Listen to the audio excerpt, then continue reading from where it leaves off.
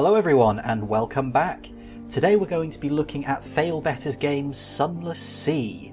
This is an interesting little title released by the same developer that created the excellent text adventure game Fallen London. If you've not checked it out, do so. Just whack it into Google, Fallen London. It's free to play. It's an interesting little game. There is premium currency, but you can do very well without it. But today we're going to be looking at Sunless Sea. Now, Sunless Sea can be quite an awkward little game, so what I'm going to do is just give you a few pointers on getting started and point you at a few things that the game doesn't make particularly clear. So, for the sake of clarity, we're going to start one of my games that's already in progress, so I actually have some things that I can show you. Spoilers should be minor if there's any at all. It's not really a narrative-driven game. You might see one or two things, but nothing that's really going to rustle your jimmies. Okay, let's take a look. Okay, so when you start the game, the screen will look something like this. There's going to be a little bit more here than there will be with your first game because, well, this is a game in progress. So let's take a look at the UI first of all. In the top left-hand corner here, we have our speed indicator, 0 being stationary, and then you have reverse, ahead, all back full, all ahead full. Hull is your hit points. This little green bar here is a visual representation of your hull, so you can pretty much safely ignore it. You can just read off the hit points there. Up here is your engine temperature and your current number of fuel reserves. This bar shows how much fuel you've got left in your current reserves. When it hits 0, you lose one of these points and the bar refills. If you completely run out of fuel, well, you may get lucky and you may get a random event that lets you try and convert some of your supplies into fuel, but I wouldn't bank on it. Better idea is just don't run out of fuel. Below that is your hunger. Your hunger gradually increases over time. When your hunger hits this little bar, the bar drops again, and you consume one of your supplies. The number of supplies that you have is marked here in this little button. And then finally is your terror. There are two main states of terror. The first is the terror of the Z is less here. This basically means that you're currently not accumulating terror. The second one is the Z is deep and wide or something like that, and that's where you're accumulating terror. And certain other circumstances can cause you to accumulate terror as well, such as sailing around without turning your lights on. When you're accumulating terror, little red blips will start to appear around the skull. Once a circle is complete, 1 point of terror is added. If you're in a situation where the terror is less, then instead any existing pips will turn green and will slowly disappear. Unfortunately, the terror level does not drop, so only half and fraction terror levels can be got rid of. Once you have terror, that's it. It's there until you use some sort of event at port to get rid of it. So, what else do we have? Well, up here we have our officers and our stats. First off is the mascot. Then you have a slot for a surgeon, gunnery officer, cook, engineer, first officer, and a representation of your own character. Then stats. So let's have a look at stats. Hearts, inspire, heal, defend. You use that to recruit crew and basically tank damage. Veils, speed, stealth, deception. This enables you to move more quickly in combat and thus avoid getting hit. Pages. Pages is essentially your knowledge skill. Pages allows you to take on Pages challenges, which will usually give you fragments and generally increases the rate at which you gain experience points. Mirrors, detection and perception. Illumination abilities in combat. We'll cover combat a little bit later, but suffice to say the higher your mirrors are, the easier time that you will have in combat. And finally is iron. Iron is just your pure ability to destroy stuff. The higher your iron score is, the more damage you do in combat. And then finally here you have the number of Zailers that you have. So, not including my officers, I also have 10 enlisted Zailers, which is very useful. If your crew ever drops to half or below full strength, you will be unable to use the all ahead full or all back full speeds. So try to avoid that happening. Down here are notifications. These are just notifications of various things that are available to me in my current location. Sometimes they'll pop up in the middle of the sea, and if you click on them, you'll get a random event straight away. And finally down here is the logbook. The logbook contains your experience bar and also just anything interesting that you happen to note at the time. It's mainly flavor text. Down here are some further controls, but they're not particularly useful. Apart from this one, ZBAT search. That one can be very beneficial as it will tell you the direction of the nearest landmass. If you're starting to run low on fuel and you're out in the middle of the Z, you want to make sure that you're at least going in the right direction to try and find some land and, hopefully, a port with some fuel or supplies on it. So that's useful. Lights, I don't know why you'd ever want to turn your lights off, to be honest. I suppose it might make you less visible to enemies or something, but the penalty that you get in terms of the amount of terror that it causes means it's just not worth it. Full power. This is a suicide button. If you click this button, you die.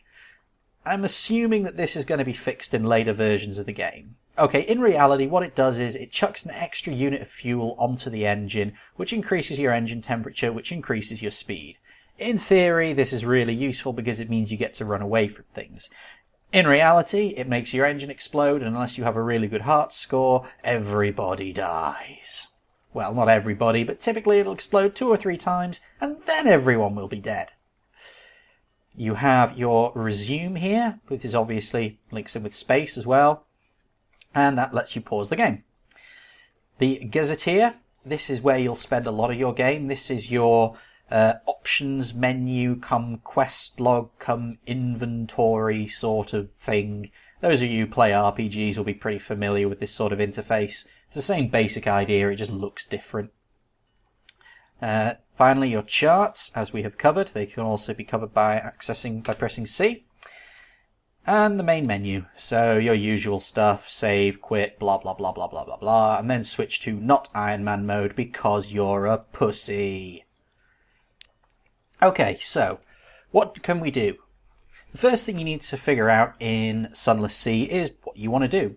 When you create a character, you can set an ambition. My ambition for this character is to retire to a life of luxury, meaning that I want to buy some sort of townhouse or mansion in fallen London. If I go to the Gazetteer and check my lodgings, you can see that I currently can rent a room above the Blind Helmsman, but unfortunately I have nowhere near enough money to be able to purchase the elegant townhouse. So I need to make some money. While we're here, let's have a quick talk about this story tab, because this is the part of this particular little Gazetteer that most people will find unfamiliar. Help me all at sea, well, it's not the most helpful of tutorials, but it will explain a few of the more esoteric concepts of the game to you, so it's worth a look. The Dark Spectacled Admiral, this is something that you can only get in London, along with lodgings and so on, but basically it's the same with any port that you pull into. You'll have various options that you can click on. Clicking on that option will tell you various sub-options within that option, then you choose that sub-option which will take you to the next sub-sub-option, and so on and so forth. Fail-Better Games are essentially operating on a sort of text adventure, kind of choose-your-own-adventure book sort of logic. It's very different, but after a while you'll grok what it means. So we click London, we can see what options are available in London. We could carouse in the Wolfstack docks. An 80% chance of success, and it only costs us 30 echo. Echo is the currency of the setting, by the way. We could hire on more crew. This is a Hearts challenge, a 75% chance of success. I need crew no more than 9. I have 10, so I cannot actually do that challenge. And it would be pointless for me to do it anyway, because I've already maxed out my crew. I can put my ship in dry dock, I can offer passages to tomb colonists, and I have a new recruit awaiting me. Dry dock is how you repair your ship, basically. I'm actually going to go and look at this because London is a port you'll keep coming back to. It's the easiest place to sell stuff, it's the easiest place to make money, although not lots of money, but you can make money easily and safely. You have 4 different options when it comes to your shipyards. Leadbeater and Stainrod are unfortunately a little bit dodgy. They're cheap, but they don't repair as much, and they will sometimes leave problems with your ship's subsystems, such as the engine. I wouldn't recommend using them unless you're desperate. Cortel and Hathersage shipyards, these are actually really good. They don't give you that horrible little random event. They only cost a little bit more, at 30 echoes. That's the cost of a night out. And they will restore more hull points, and as I've said, not screw up the rest of your ship. Admiralty yards. These are unlocked with the Admiral's favour. You do still have to pay, but it is the highest rated of all of the shipyards. It will repair the most damage. And finally, Ratus Faber Engineers. This is something that I've never quite been able to understand, but apparently in the fallen London setting, rats are highly intelligent and actually appear to have some sort of engineers guild. So, in this case, you don't pay them in echoes. You pay them with supplies, and you need at least 10. Generally speaking, I wouldn't bother with the Ratus Faber because, well, if you've got 10 supplies to lose, there's other things that you can do with those supplies that will cover the cost of hiring one of these two shipyards and will still leave you a lot of money left over. I'll show you some of those later. If you ever want to go back, you just hit perhaps not. And you can keep going backwards and backwards until eventually you get to the port's main top-level menu. See, the Alarming Scholar doesn't want anything. So now I'm back in London, which is where you find her. Hold. This shows you what your ship's current equipment is, as well as what you have in the hold, amongst other things. Goods are stuff that you are currently keeping in cargo. So as you can see, all I have at the moment is a crate of supplies and 2 fuel. I am very, very short on fuel and supplies, and I will need to buy some more before setting out. I have a couple of guns, one of those of which I've bought.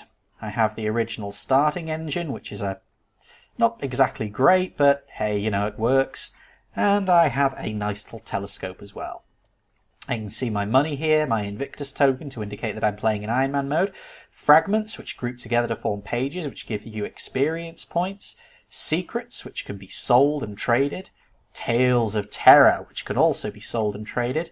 And I have port reports from Venderblight, Avid Horizon, the Chapel of Lights, Wither, and Hunter's Keep.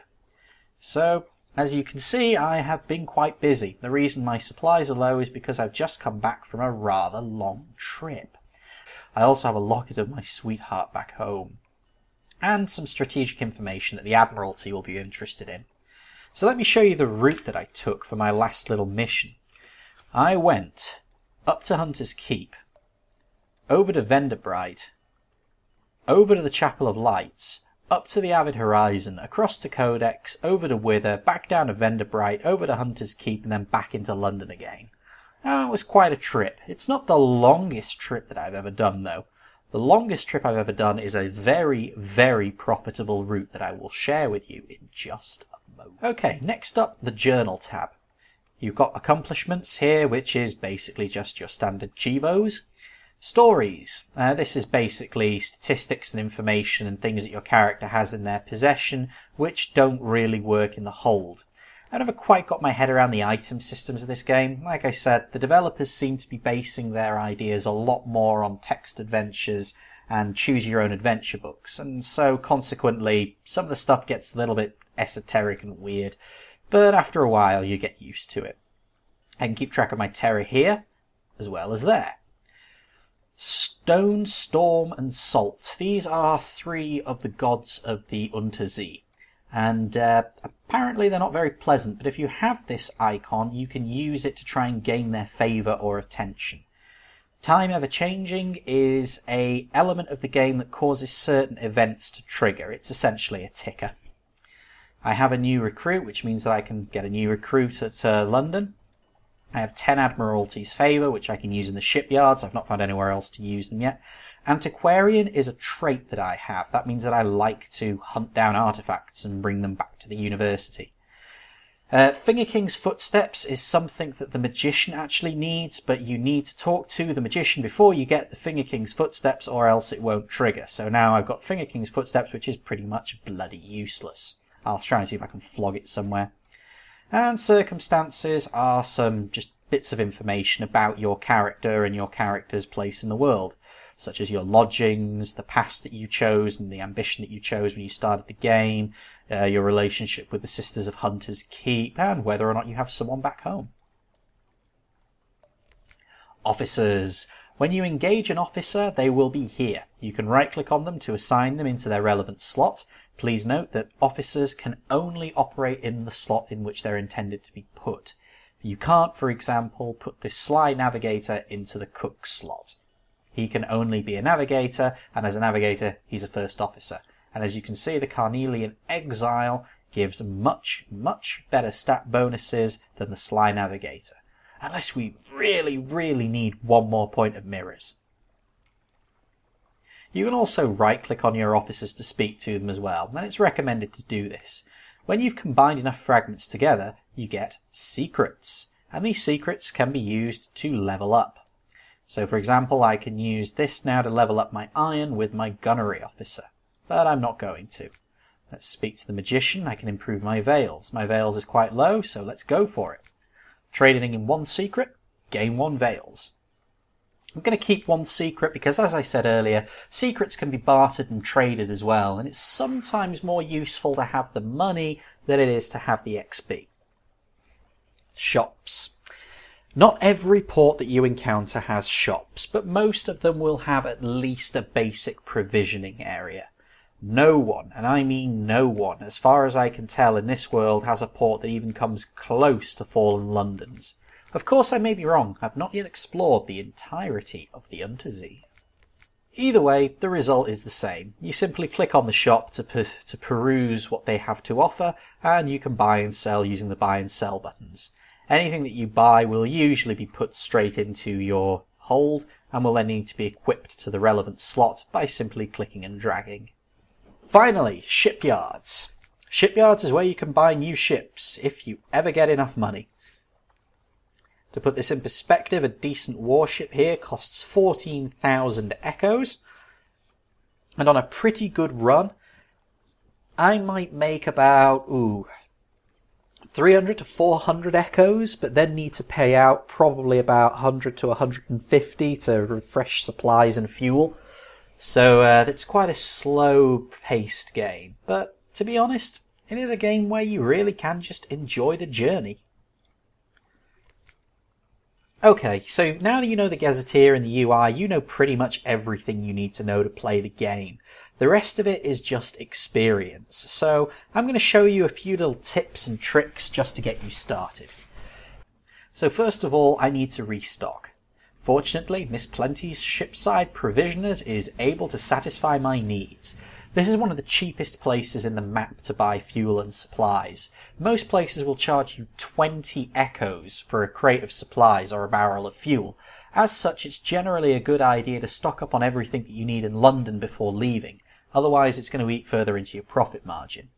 There is one area called Mount Palmerston where fuel is sold at, I believe, I can't remember if it sells at 2 or if it sells at 8, because I can't remember if 2 was the price or if it was just the difference, but either way, buying your fuel there can save you a bit of money. The only problem is that it's quite a way out, so generally speaking, it's not worth going there just to buy fuel. On the other hand, if you're going there on a mission anyway, you might as well stock up. When it comes to fuel, generally speaking, I would say that you want between 7 and 10 for local trips. And what do I mean by local trips? Well, a local trip is pretty much anything that I've revealed on the map. Going anywhere north of Venderblight will probably require you to have a bit more fuel.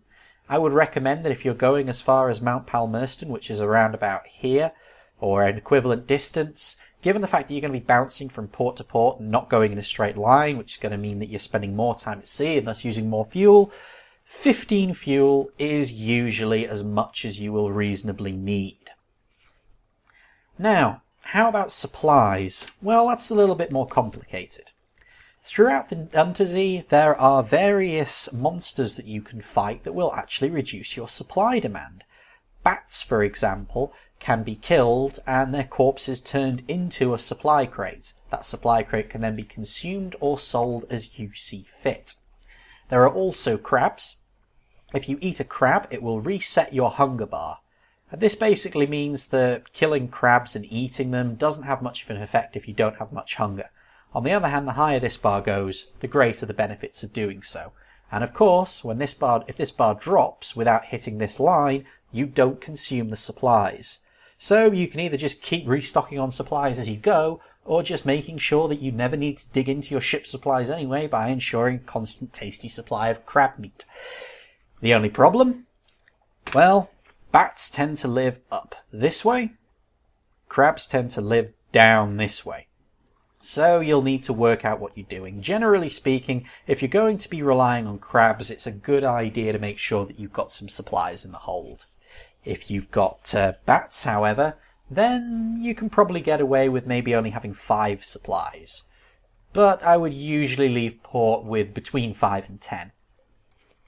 Now, neither fuel nor supplies drops hugely rapidly, so as long as you keep an eye on them, and if you spot them getting low reasonably early, you should be able to make it back to some sort of port in time, assuming that you have the money to pay for the supplies, of course. So I have 10 fuel and 5 supplies. What can I do with them? Well, the best thing to do in this game to make money is to combine as many things as possible into one trip. So, first of all, I need to cash out all of that information that I bought. So I'm going to pass this strategic information on to the Admiral. Hey, I've gained another Admiralty's favour and 150 Echo. Nice. And now, let's submit my port reports. We'll go over port reports in a moment. So, Hunter's Keep, 5 Echoes. Vendor Blight, 10 Echoes. Wither, 20 Echoes. Very, very nice. Chapel of Light, 20 Echoes. And Avid Horizon, 10 Echoes. So, now I can choose to get a mission from the Admiral because I've completed the previous one. The Admiralty will give you missions to gather strategic information. It's basically, go to this port, activate the option in the story menu that will give you the strategic information, and then come back. So, where does he want us to go? Ooh, Polytherm, southeast of London. Polytherm I've not revealed in this playthrough, but it's round about here. It's also very well guarded and quite dangerous to get into, and I'm not particularly certain how good the trading opportunities down there are. So I'm probably not going to go there on this run. Instead, I'm going to show you one of the more profitable runs that I've done. Okay, it starts by you taking on some tomb colonists. Tomb colonists are, in the lore, people who are very, very nearly dead, but not dead, because apparently there's something in the Untersee that makes it extremely difficult for people to die.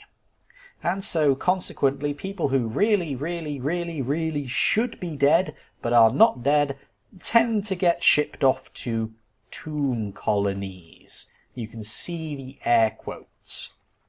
So I've now got 3 of them loaded up into my hold, and when I get over to Vendor Blight, they will happily pay me 15 gold each to drop them off. So, that's 45 gold already. What else is there that I can do? Well, I can also trade in goods. If I head up the shops and head up to the Wolfstack Exchange, I can get this.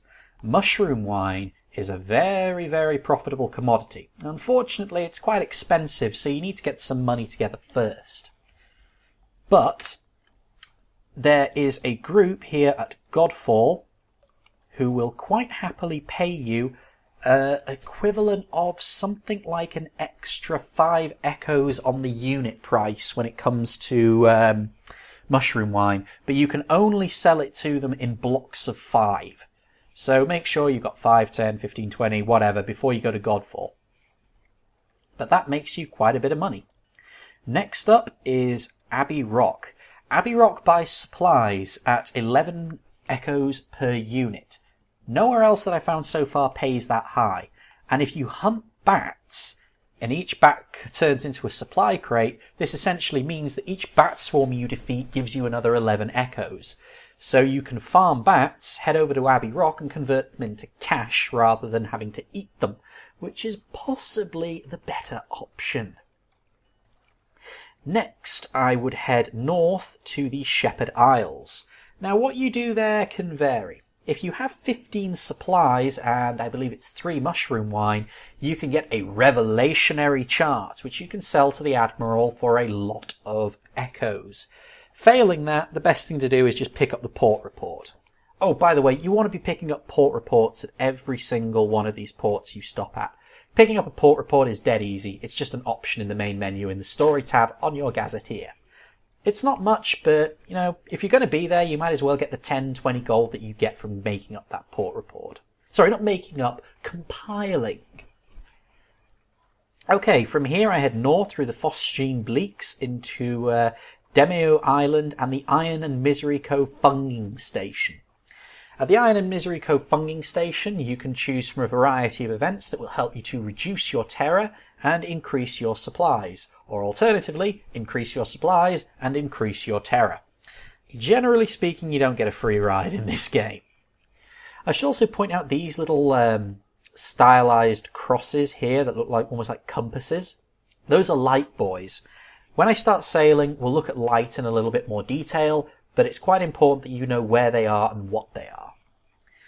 From Demeo Island, I then head west, through past Moody's Light, past Tanachuk and into Venderbright. There we drop off our tomb colonists, and again, port reports, explore Venderbright and hopefully pick some stuff up along the way. I then head south, hugging the coast all the way down to avoid terror. Again, we'll cover how that does that. Farming bats all the way. And then it's back in London. I drop off the Admiral. Hopefully the Admiralty wants me to investigate one of these ports, and that will get me 150 because the Admiralty strategic information is worth a lot more than a standard port report. But either way, between sales made at Godfall and Abbey Rock and the possibility of Shepherd Island, as well as dropping off tomb colonists in Venderblight, you can make a fair bit of money on this trade route. Another good one is to do exactly the same trade route, but backwards. You go to Venderblight and you drop off your colonists, and on the way to Venderblight and around this area, because it's inhabited by bats, you just farm the shit out of them. Kill as many of the little buggers as you can, and by the time you reach Abbey Rock, you're up to your ears in supplies, and you can sell a ton of them and make a very nice profit. In fact, I think going clockwise around this route actually ends up working out better unless you already have more supplies and you know what to do with. Finally, up north around here as well, you will also find steam pirate boats.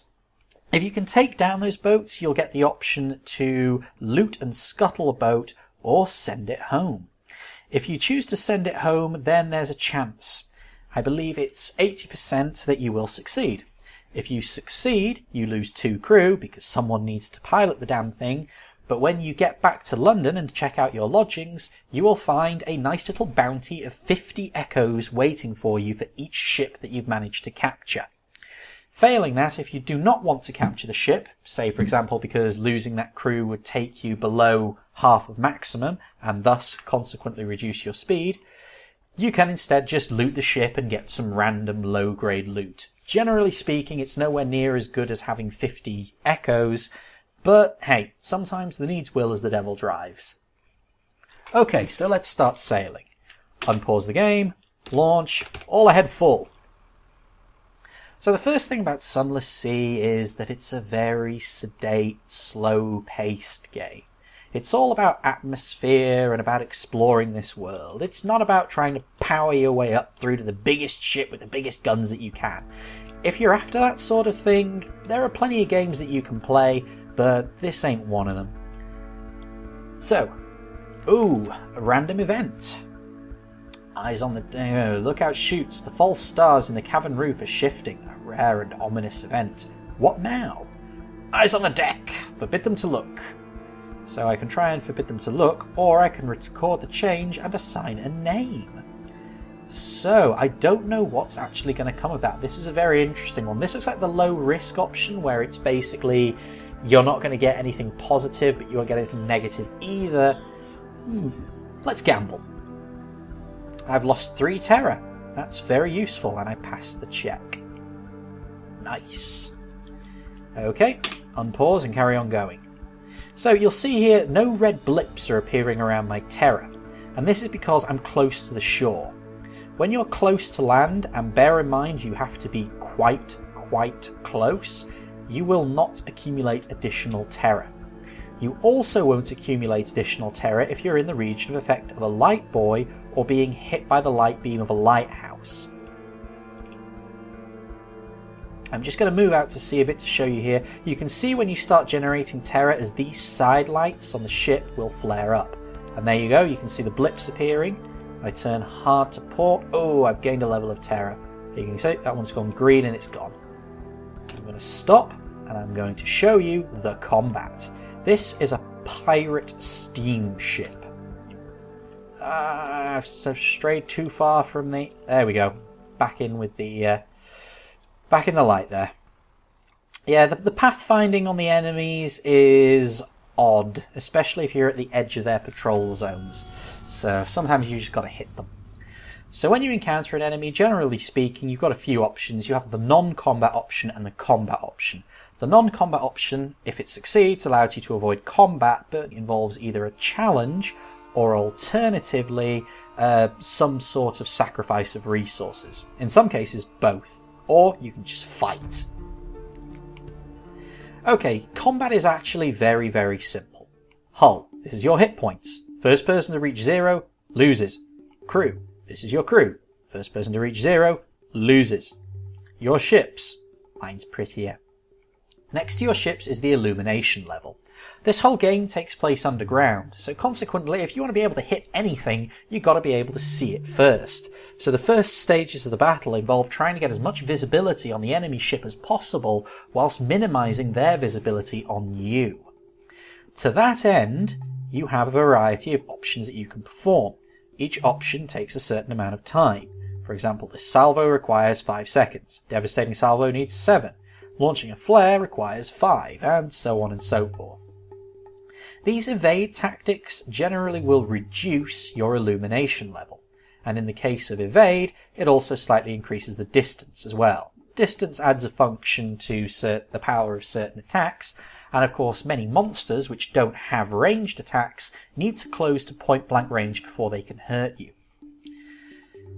Miscellaneous, you can see we've got emergency repairs here, consume 1 supplies, and you will gain 1 hull point. Not worth it. It's just not worth it. Observe. Each time you use observations, you increase the enemy illumination slightly, very slightly. It's not worth using observe just to increase illumination, but you also gain a number of observations. If you finish the battle with 10 or more observations, then you get an XP bonus. Unfortunately, the XP bonus is pretty slim. With my mirror score, I can usually get enough illumination to start shooting at these things with 2 flares. You can see the required illumination when you hover over the attack marker here. So I need to illuminate this guy to at least 50, currently at 0, before I can attack with that salvo. The wild salvo, however, requires that the enemy's illumination be less than 50. On the other hand, the wild salvo has a chance to increase your illumination, making it easier for the enemy to hit you, and it does bugger all damage. Seriously, wild salvo, useless. Don't bother. You can queue up as many of these commands as you like, so I'm going to queue it up like this. Now, the reason I've done that this way is the first flare will go off. Flares will always go off. The second flare goes off. Now, if I have 50 or more illumination, it will then fire the salvo. If I don't have 50 or more illumination, then it will remove the salvo and instead action the next chosen action in the sequence. So in this case, it means another flare will be launched. And if after 3 flares I don't have 50 illumination, something's gone wrong. So you might be asking why these guys aren't shooting at each other. Well, the game's paused. Hit space to unpause it. You can see he's opening with wildfire. No damage, yet it's made him a bit more visible. 41 illumination. Right, there is no way in hell I'm going to need 3 flares. Ooh, we managed to hit. 1 point off. 1 salvo, that's half of his stuff gone. Ah, Seek. Seek is a means of illuminating the enemy. It also closes distance. Flares also increase your illumination slightly when you use them. Seek will not do that, but it will move you closer to the enemy as well. So you might want to be very careful when using Seek and fighting sea monsters. Okay, we won. So, let's try and send her home and get that prize money. I am fortunate. I've only lost 2 crew and I now have 1 to the victor, the spoils. This is essentially the token that you exchange at London in exchange for your money. So, let's close the Gazetteer and head on with continuing with our trip to Venderbright. We don't have a huge amount of supplies and fuel. We've probably got enough fuel to do quite a little run, but to be honest, I don't really want to muck about too much with that. Mushroom wine as well, by the way, will sell higher than in Vendorbright than you can buy it for in London.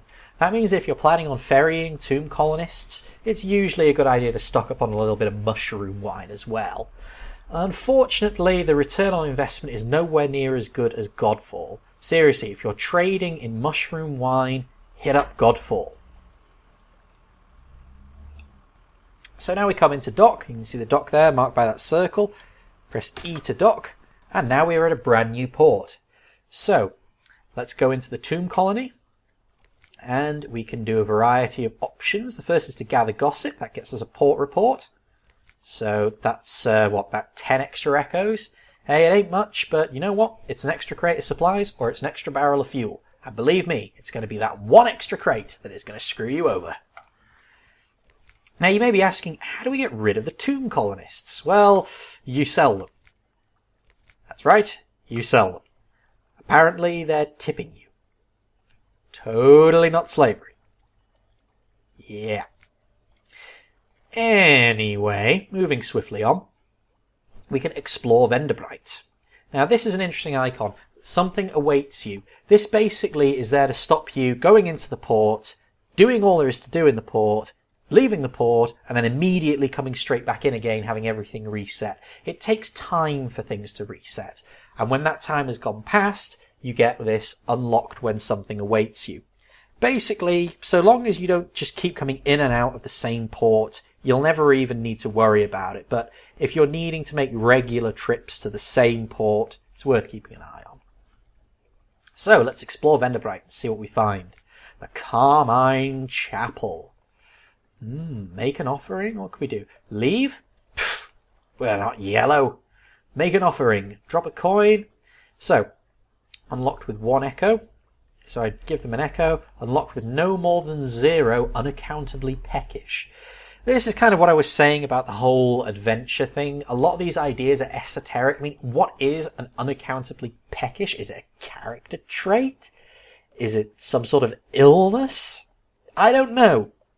If you think about it too much, your brain will start to hurt. So I'd say just accept it. It's an item. You need an item to unlock certain things. So for example, in this case, unlocked with 1 unaccountably peckish. So the next time I found this while exploring Vendorbright, and incidentally exploring Vendorbright is a random event that gives you various different random options, I could make an offering with half familiar rites and see what happens. Or alternatively, I can search the place and see what I can find. Well, I've searched it before, so I know what I find, so I'm going to make an offering.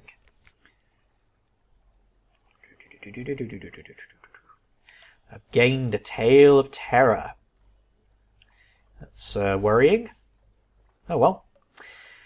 So, not much happened there, but hey, sometimes you get something that's really eventful, sometimes you don't. So let's take a look at the shops in Vendorbright. Sorry, yeah. Unfortunately, there isn't all that much to actually buy. We can buy supplies at 20 echoes and fuel at 20 echoes, but there's no way I'm paying that much when I can get it in London for 10. They're not selling anything. So, what else can we do? Arcade of Sighs. Hollow Temple. Memories of Distant Shores and Recent News. Can be fairly profitable items. And the Charnel Lounge is where you offset your tomb colonists. So unfortunately, we're going to be doing what is known in the hauling industry as deadheading our way back. This basically means that we've carried freight to one location, but the return journey is wasted because we're not carrying any freight on return. Oh well, you win some, you lose some. Let's see what else we've got. We could head over to the funging station and see what it's like there and hopefully try and farm a few monsters on the way over. And we've got 8 fuel and 4 supplies. Well, soon to be 3 supplies. We can chance it. It's quite easy to get hold of supplies on the funging station, so that's not an issue. Ah, bats. Excellent. Let's get them. Fights. Okay. Now, let's talk a little bit more about terror. You'll notice that I was staying close to the shore and to lights to avoid terror as much as possible, and you might be asking yourself, why? What happens with terror?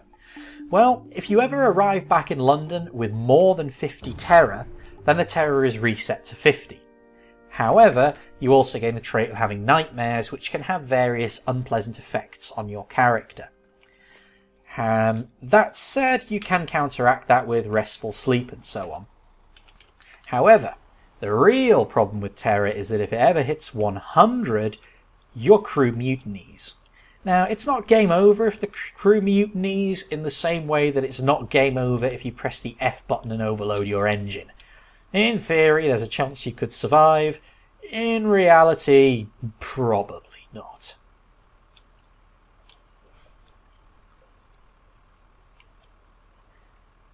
So again, just trying to use the shore and the lights in order to make sure that I'm not accumulating terror.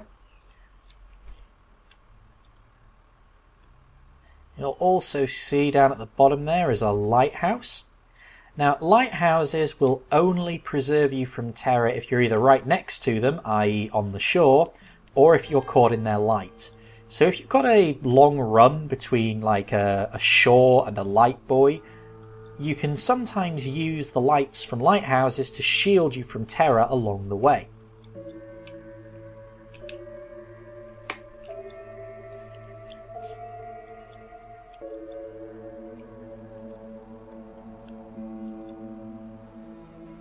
Okay, pulling into port. Let's check out the Iron and Misery Station. So there's a few options that you can do here. Gathering supplies is something you can do at any time. You have a 60% chance, well, not at any time, but you have to have terror of no more than 50. Basically, my guys are now too scared to actually go out onto the island and try and gather supplies. That is a problem. So as you can see, terror also reflects certain options that you can and cannot do. So if your terror is too high, certain options are not available to you. Conversely, if your terror is too low, other options may not be available to you as well. So I can accept a volunteer. I currently only have 8 crew, however remember that 2 of my crew buggered off to go and take that pirate ship back into London, and I'll get those crew back when I return to London and claim my prize, so I don't really want to accept a volunteer. I could try and explore the island. Exploring the island will give me some sort of random event. It could be good, it could be bad, it could be a challenge, who knows. Or I could have tea with the factor. Tea with the factor lowers your terror and also gives you 1 unit of supply. So that's what I'm going to do. I've gained 2 fragment, I've gained 1 supplies, and I've lost 2 terror. That's all for now. So, no, not a complete waste of time, but it's worth 11 gold tops, assuming that I'm able to get those supplies over to the Sisterhood at Abbey Rock. Again, shops, just your standard provisioner. These are the undersea equivalent of service stations next to motorways, aren't they? You go in there and suddenly you're concussed because you've had to pay £1.50 for a bloody Snickers bar. I don't know. Profiteering, eh? Okay, so now the question is, where do I want to go from here? I mean, supplies and fuel aren't bad, but they're not particularly good either. I think I'm probably just going to bounce right back to Fallen London now, cash in the port report from Demio Island and Venderbright, and also claim the prize for that pirate ship that I looted as well. Well, not looted, captured. So again, unpause, undock, all ahead full, and remember to try and keep out of sight. And just remember to try and avoid terror. So in this case, in order to try and make a direct route back, what I could do is swing around here and follow these light buoys into Hunter's Keep. Yeah, I'm going to do that because Hunter's Keep is another potential port report. It only gives 5 echoes, but it's another 5 echoes, and that's the key thing here. You see I'm now close to that rock, so I should be able to power my way through and get into the light before I get a full rank of terror. Easy. There's the edge of the Phosgene Bleaks there. There's a pirate ship. I'm going to move over to this beacon. Will I make it? I made it. And then stop so we can catch up. Now, Farming these enemies is a pretty good way to make money. As I've said, you kill bats, you keep their corpses, and you then sell the supplies on Abbey Rock. Easy money. These guys, you just capture their ships, 50 gold a pop every time. Brilliant. Well, not every time, but you get the gist.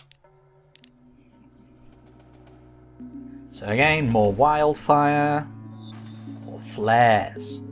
You see his illumination goes up slightly when he uses the flare as well. There we go, half of his health gone. There is no random chance to hit, by the way. The damage is slightly randomised, but hits aren't. Oh, I took a shot. I'm going to have to go into the... That's going to eat into my profits. That's going to cost me about 20 gold to get that panel beaten out of the hull. Thank you very much, you bastards.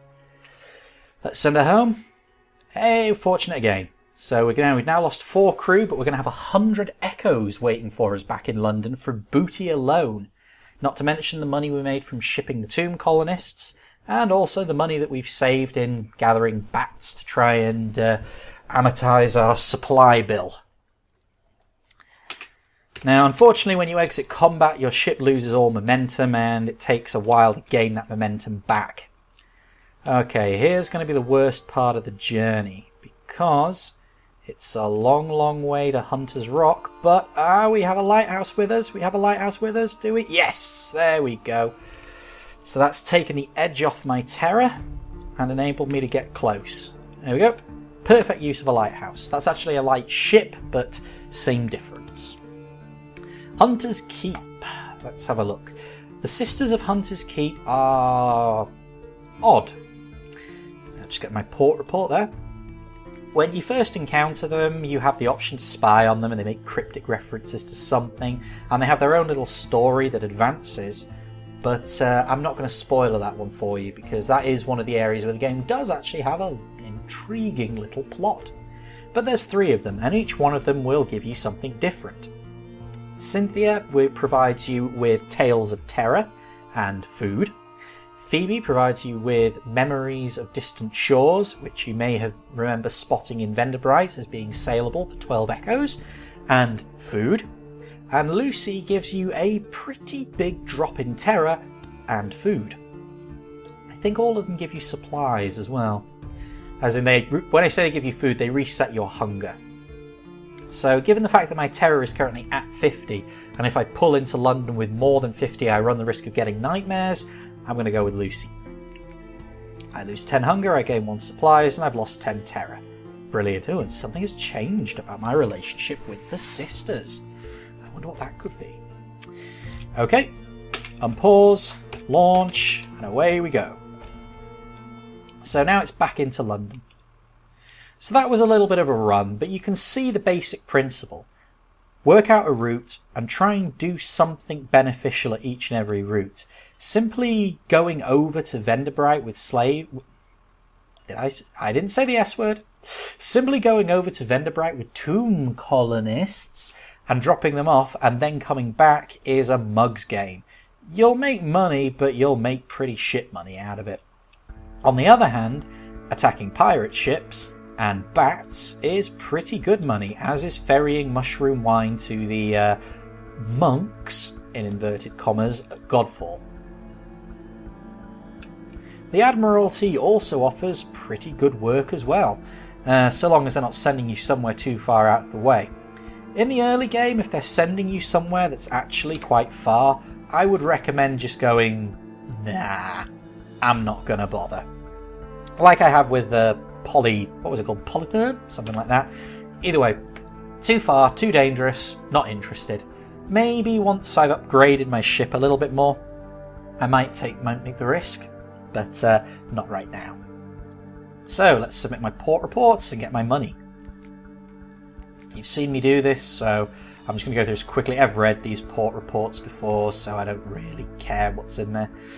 Have I got anything else in the hold? Tales of Terror, Secret. Do I want to use that to level up? Probably not. Okay. So what are we going to do now? Well, we need to try and get our terror under control. So I would suggest we carouse in the Wolfstack docks.